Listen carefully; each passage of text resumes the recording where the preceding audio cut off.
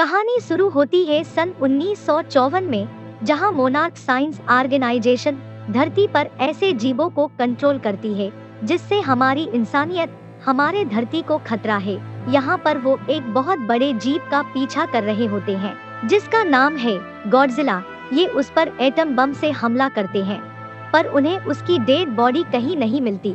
उसके बाद हम सन 1999 में फिलीपींस में देखते हैं कि डॉक्टर सेरिज़ावा और उनके असिस्टेंट विवियन एक साइट पर जाते हैं जहां पर बहुत सारे लोग काम कर रहे होते हैं। वहां उन्हें एक ऐसा जगह दिखाया जाता है जो जगह दरअसल अंदर धंस गया होता है, और जब वो उसके अंदर जाते हैं तो देखते हैं ये एक बहुत बड़े जीव का कंकाल है। इतना बड़ा जीव कभी किसी ने नहीं देखा। उन्हें वहाँ 2 क्रिसलिस भी मिलते हैं, एक तरह के अंडे जिनमें जीव जिंदा होते हैं, पर एक क्रिसलिस समंदर की तरफ चला गया होता है।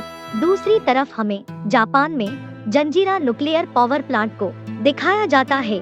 यहाँ जो को बताया जाता है कि उन्हें धरती के नीचे से अजीब अजीब सी कंपन मिल रही है। जो यहाँ पर इंजीनियर है और सुपरवाइजर भी, वो अपनी बीबी सांड्रा को एक टेक्नीशियन टीम के साथ टनल के अंदर रिएक्टर के पास भेजता है और वो लोग अंदर चले जाते हैं। उसके बाद कंट्रोल रूम में इन लोगों को अजीब सी हलचल महसूस होती है। इनकी तरफ कोई बहुत तेजी से बढ़ रहा होता है। पूरी की पूरी टनल नीचे गिर रही होती है। जो का कलीग बताता है कि रेडिएशन बहुत तेजी से फैल रहा है, हमें जल्द से जल्द दरवाजा बंद करना होगा। अगर रेडिएशन बाहर आ गया तो पूरा का पूरा शहर बर्बाद हो जाएगा। जो अपनी बीबी सांड्रा को कॉल करता है, पर वो बताती है कि हम अब वापस नहीं आ पाएंगे, और अब जो को न चाहते हुए भी दरवाजे को बंद करना पड़ता है। वो अपनी पत्नी को आखिरी बार देखता है और उसके बाद ये पूरा का पूरा प्लांट जमीन में धंस जाता है। जो अपनी बीबी की मौत से पूरी तरह टूट जाता है। 15 साल बीत जाते हैं। अब जो का बेटा फोर्ड अब बड़ा हो चुका है, जो के नेवी में है। वो मिसाइल को डिफ्यूज करने का काम करता है। वो छुट्टियां मनाने सैन फ्रांसिस्को अपने घर आया होता है, जहां पर उसका परिवार है। उसकी बीबी एल हॉस्पिटल में नर्स है और साथ ही उसके 5 साल का बेटा सैम। और एक रात इन्हें जापान से कॉल आता है कि फोर्ड का फादर जो को यहाँ अरेस्ट कर लिया गया है, क्योंकि वो जंजीरा न्यूक्लियर पावर स्टेशन में जाने की कोशिश कर रहे थे, जो के सील एरिया है। रेडिएशन के कारण वहाँ जाना मना है। अब फोर्ड जापान जाता है और अपने फादर को जेल से छुड़ा लेता है, और जब वो उनके घर जाता है तो देखता है आज भी उसके पिता उसी हादसे की रिसर्च कर रहे होते हैं जो उनके साथ 15 साल पहले हुआ था, और जिस हादसे में उन्होंने अपनी पत्नी को खो दिया था। वो अपने बेटे को बताते हैं कि मैं दुनिया को ये साबित कर दूंगा कि वो हादसा कोई आम हादसा नहीं था, बल्कि यहाँ पे कुछ ऐसा है जिससे हमसे छुपाया जा रहा है, और उससे साबित करने के लिए मुझे अपने पुराने घर में जाना पड़ेगा, जहाँ मेरे सारे पुराने कागजात हैं, रिसर्च डाटा है। उन्होंने हमें वहाँ से इतनी जल्दी निकाल दिया कि मैं वहाँ से तुम्हारी माँ का एक तस्वीर भी नहीं ला पाया। और फोर्ड उसे कहता है आप ये सब छोड़ो और मेरे साथ मेरे घर चलो। फोर्ड अतीत में वापस नहीं जाना चाहता। जो घाव अब भर चुके हैं उन्हें वो दोबारा कुरेदना नहीं चाहता। रात को जब वो सो रहा होता है तभी उससे अजीब सी हलचल महसूस होती है, और वो देखता है कि उसके पिता कहीं जा रहे हैं। वो फोर्ड को बताते हैं कि मैं वापस उसी रेडिएशन वाले जगह पे जा रहा हूँ। 2 हफ्ते पहले मुझे कुछ ऐसी रीडिंग्स मिली जैसी मुझे आज से 15 साल पहले मिली थी, जब वो हादसा घटा था जिसमें तुम्हारी माँ मारी गई थी। मुझे पूरा यकीन है कि वहाँ हमें कुछ छुपाया जा रहा है, और 15 साल पहले जो चीज एक्टिवेट थी वो दोबारा से एक्टिवेट हो गई है।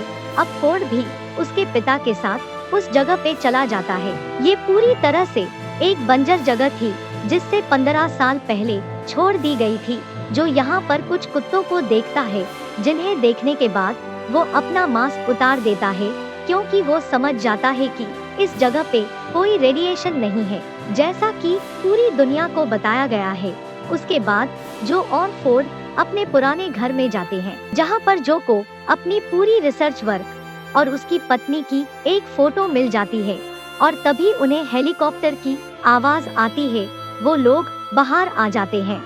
वो देखते हैं कि जो न्यूक्लियर प्लांट 15 साल पहले धंस गया था उससे अब दोबारा से बनाया जा रहा है।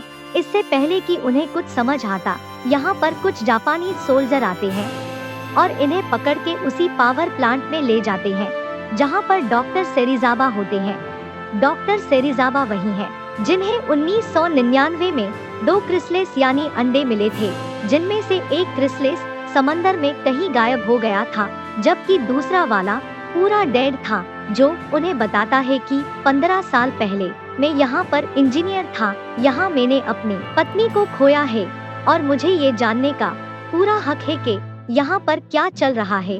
और तभी वहाँ पर वैसा हलचल शुरू हो जाता है जैसे 15 साल पहले हुआ करता था, जो कहता है कि ये इलेक्ट्रोमैग्नेटिक पल्स है, ये रिएक्टर में खराबी के कारण नहीं हो रही जैसा कि तब हमें लगा था। इसका कारण कुछ और है जो पूरी मानव जाति को खतरे में डाल सकता है। और तभी उनको उन 2 क्रिसलेस में से एक क्रिसलेस जो 1999 में कहीं गायब हो गया था वो यहाँ मिलता है। दरअसल वो यहाँ पर छुपा हुआ था और यहाँ के न्यूक्लियर रिएक्टर से वो एनर्जी खींच रहा था और वही यहाँ पर इलेक्ट्रोमैग्नेटिक पल्स जेनरेट कर रहा था। यहाँ के जो न्यूक्लियर रिएक्टर होते हैं वो उसका बहुत सारा रेडिएशन खींच चुका होता है और अब वो उस रेडिएशन को एनर्जी में बदल रहा होता है। डॉक्टर सेरिजावा को ये पता चल जाता है, इसलिए वो इस क्रिसलेस को खत्म करने का आर्डर दे देते हैं। उस पर इलेक्ट्रिक फायर किए जाते हैं जिससे थोड़ी देर तक उस क्रिसलेस में कोई हलचल नहीं होती, पर बहुत जल्दी उसके अंदर से एक बड़ा सा क्रीचर निकलता है जिसके पंख भी होते हैं। इससे म्यूटो कहा जाता है। वो यहाँ पर चारों तरफ तबाही मचाना शुरू कर देता है। वो कई लोगों को मार देता है और साथ ही जो को घायल करके यहाँ से निकल जाता है। पूरी दुनिया को ये बताया जाता है कि यहाँ पर भूकंप आया था और अब यहाँ पर अमेरिकन आर्मी आ जाती है, जो वहाँ से जो को, उसके बेटे फोर्ड को और डॉक्टर सेरिजावा को अपने साथ ले जाते हैं, जो बहुत ज्यादा जख्मी हो चुका था, इसीलिए उसकी मृत्यु हो जाती है। और अब फोर्ड और बाकी सबको यकीन हो जाता है कि जो भी कह रहा था सच कह रहा था। अब ये तीनों आर्मी की एक बड़ी सी जहाज पर पहुंच जाते हैं, जहां पर सेरिजावा और विवियन फोर्ड को बताते हैं 1954 में जब पहली बार सबमरीन समंदर की गहराई में उतरी तो वहां पर उन्होंने एक जीप को जगा दिया जिसका नाम था गॉडजिला। 1950 में जो परमाणु परीक्षण किया गया था वो कोई परमाणु परीक्षण नहीं बल्कि गॉडजिला को मार गिराने का प्रयास था। ये जीप बहुत पुराना था, डायनासोर युग का। तब धरती पर रेडिएशन बहुत ज्यादा था, पर जैसे ही रेडिएशन कम हुआ तो इन्होंने पानी में रहना सीख लिया और धरती की कोर से रेडिएशन एब्जॉर्ब करते रहे। इसीलिए मोनार्क ऑर्गेनाइजेशन बनाया गया ताकि इन जैसे जीवों पे नजर रखा जा सके और जो धरती के लिए खतरा है उन्हें मारा जा सके। फोर्ड उन्हें बताता है कि मेरे पिता बताते थे कि यहाँ पर कोई है जो और किसी से संपर्क करने की कोशिश कर रहा है। सेरिजावा समझ जाते हैं कि वो नहो म्यूटो गॉडजिला से संपर्क करने की कोशिश कर रहा होगा जो समंदर की गहराइयों में है। फोर्ड अब सैन फ्रांसिस्को आ जाता है। वही एडमिरल को खबर लगती है कि म्यूटो ने रूसियन सबमरीन पे हमला कर दिया है और जब ये लोग वहां पहुंचते हैं तो म्यूटो उस सबमरीन का न्यूक्लियर वेपन्स खा रहा होता है क्योंकि यही इसकी एनर्जी की सोर्स है। म्यूटो जब इंसानों को पास देखता है तो जोर से अपना पैर जमीन पे पटक देता है जिससे इलेक्ट्रोमैग्नेटिक एनर्जी वेव निकलती है और आसपास के सारे मशीन्स, हेलीकॉप्टर, ट्रेन सब कुछ यहाँ बंद हो जाता है और जिससे आर्मी के कई लोग मारे भी जाते हैं। तभी नेवी को खबर मिलती है कि कोई बड़ी सी चीज किनारे की तरफ आगे बढ़ रहा है और ये समझ जाते हैं कि ये और कोई नहीं बल्कि गॉडजिला है। पर जब वो किनारे से बाहर आता है तो गॉडजिला पर हमला हो जाता है और वो वहाँ से भाग जाता है। उधर म्यूटो उस प्लान पर हमला कर देता है जिससे फोर्ड अपने घर जा रहा होता है, पर तभी वहाँ पर गॉडजिला आ जाता है और म्यूटो पे हमला कर देता है जिससे वो वहाँ से भाग जाता है। सेरिज़ाबा को जब ये बात पता चलती है तो वो हैरान हो जाते हैं। वो सोचते हैं कि अगर गॉडजिला म्यूटो को मारना चाहता है तो उसने गॉडजिला को सिग्नल क्यों भेजा। तभी उन्हें याद आता है कि उन्हें म्यूटो के साथ एक और अंडा भी मिला था जिसे उन्होंने निबेड़ा में उस जगह पे रखा था जहां न्यूक्लियर का वेस्ट मटेरियल रखा जाता है। वो समझ जाते हैं कि म्यूटो गॉडजिला को सिग्नल नहीं भेज रहा था बल्कि वो उस दूसरे एग को भेज रहा था जो नेवाड़ा में है। गॉडजिला ने तो सिर्फ सिग्नल्स को रिसीव किया था और जब ये लोग नेवाड़ा जाते हैं तो देखते हैं वहाँ पर एक दूसरा बहुत ही बड़ा म्यूटो होता है। ये म्यूटो पहले वाले से बहुत ही विशाल है और इसके पंख भी नहीं है क्योंकि ये फीमेल है और वो पहले वाला मेल था। यही कारण था कि मेल फीमेल को सिग्नल भेज रहा था क्योंकि ये मैटिंग करके अपने परिवार को, अपने वंश को बढ़ाना चाहते हैं। फीमेल म्यूटो अब लॉस वेगस शहर पहुंच जाती है जहां पर वो तबाही मचाना शुरू कर देती है। आर्मी एडमिरल अब ये फैसला करते हैं कि इन दोनों पे न्यूक्लियर हमला करेंगे। डॉक्टर सेरिज़ाबा की असिस्टेंट विवियन उन्हें मना करती है। वो बताती है कि अगर न्यूक्लियर हमला हुआ तो उससे रेडिएशन पैदा होगा और इससे वो दोनों और भी ज्यादा बड़े हो जाएंगे। डॉक्टर सेरिज़ाबा यहाँ बताते हैं, मुझे लगता है कि गॉडजिला यहाँ इंसानों को नुकसान पहुँचाने नहीं बल्कि संतुलन बनाए रखने के लिए आया है। वो इन दोनों म्यूटो को हरा सकता है पर इन दोनों की बातों पर, इनकी थ्योरी पर किसी को भी भरोसा नहीं होता और अब ये उन तीनों क्रीचर पर हमला करने की तैयारी करने लगते हैं जो बहुत ही जल्दी सैन फ्रांसिस्को के खाड़ी पर मिलेंगे। इसलिए ये एक टीम को न्यूक्लियर बम के साथ वहां भेज देते हैं और फोर्ड भी उन्हें ज्वाइन कर लेता है। ये न्यूक्लियर बम पुराने टेक्नोलॉजी की होती है क्योंकि नई टेक्नोलॉजी जो कि पूरी तरह कंप्यूटर से चलते हैं वो इन क्रीचर की रेडिएशन से पूरी तरह बंद पड़ जाते हैं।